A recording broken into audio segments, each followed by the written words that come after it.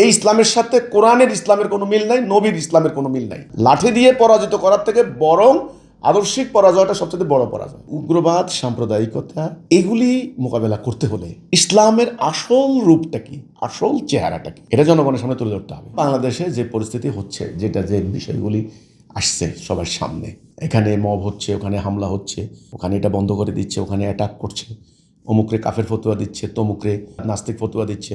এই দেখেন না, এই যে তাবলিগের সাদ, মাওলানা সাদকে বাংলাদেশে ঢুকতে দেবে না, ইজতেমায় আসতে দেবে না। দখল, মানে এটা দখল, সোজা কথা। হিজবুত তৌহিদকে নিষিদ্ধ করতে হবে, দেশ থেকে বের করে দিতে হবে। এই যে একটা সাংঘাতিক একটা ধর্মের নামে একটা ভয়াবহ ফেসিবাদ যাকে বলা হয়, উগ্রবাদ, এটা পুরো সমাজ ব্যবস্থাটাকে আতঙ্ক করে তুলছে। এখানে নানান শ্রেণী পেশার মানুষ নিজেরা অনিরাপদ মনে করছে, নিরাপত্তাহীনতায় ভুগছে। আপনার সংস্কৃতি মনা মানুষগুলা, তারপর বিজ্ঞান মনস্ক মানুষগুলা, যুক্তিশীল মানুষগুলা, এখন মানুষ তো এখন স্থবির হয়ে গেছে, মুখে তালা, কেউ কোনো কথা বলে না এখন। এটা কিন্তু একটা ভয়ঙ্কর টর্নেডো হওয়ার পূর্ব লক্ষণ, কিন্তু এটা খারাপ, কিন্তু এটা কিন্তু ভালো না। মানে একটা টর্নেডো আসতেছে কিন্তু বোঝা যাচ্ছে, যদি এই অবস্থা বেশি দিন চলে আর কি। তো সেজন্য আপনার এটা মানুষ যেমন তার পেটে যদি গ্যাস জমতে থাকে, হয় তাকে বের করতে হবে, যে কোনোভাবে বের করতে হবে, তা না হলে কিন্তু ভয়ঙ্কর বিপদ হবে এই রোগীর। আমাদের এই সমাজ ব্যবস্থাটা মানুষের দেহের মতো। এই জন্যে আমি বলি, আমরা হিজবুত তৌহিদ আন্দোলন যেটা বলেছিলাম, এই উগ্রবাদ, সাম্প্রদায়িকতা, এগুলি মোকাবেলা করতে হলে ইসলামের আসল রূপটা কি, আসল চেহারাটা কি, এটা জনগণের সামনে তুলে ধরতে হবে, প্রকৃত ইসলাম।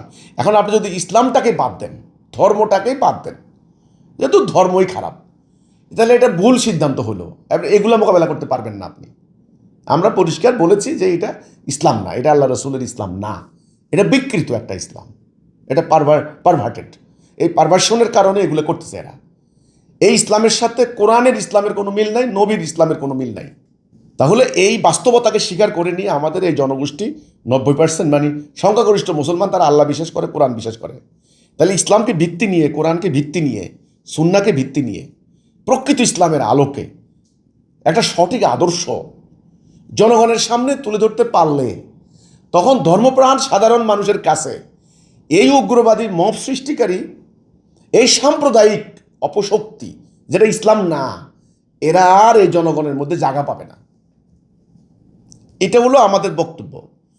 এই কাউন্টার আইডিওলজি, প্রকৃত ব্যাখ্যাটা, ন্যারেটিভটা তুলে ধরার জন্য হিজবুত তৌহিদ এই লড়াইটা করছে। হিজবুত তৌহিদ এতে করে তার কোনো রাজনৈতিক স্বার্থও নাই, ব্যক্তিগত অর্থনৈতিক স্বার্থও নাই, কেউ বলতে পারবে না।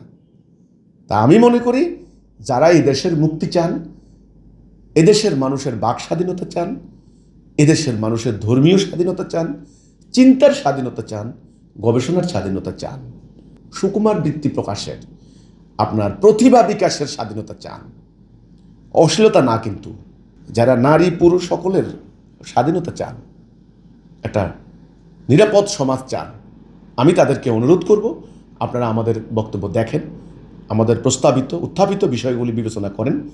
আমি মনে করি, যদি আমাদের বক্তব্যটা যদি আপনারা বিবেচনা করতে পারেন, তবে এরা আদর্শিকভাবে পরাজিত হবে। লাঠি দিয়ে পরাজিত করার থেকে বরং আদর্শিক পরাজয়টা সবচেয়ে বড় পরাজয়। এটা হলো মেইন কথাটা। সেটার জন্য হিজবুত তৌহিদ কাজ করছে। আমরা দাবি করি, আলহামদুলিল্লাহ, আল্লাহ সুবহানাহু ওয়া তাআলা আমাদেরকে প্রকৃত ইসলামের সন্ধান দিয়েছেন, আল্লাহ শুকর। এই জন্য আমরা ইসলামের এই আসল সাবজেক্টটা তুলে ধরার জন্য মাঠে ময়দানে সংগ্রাম করছি।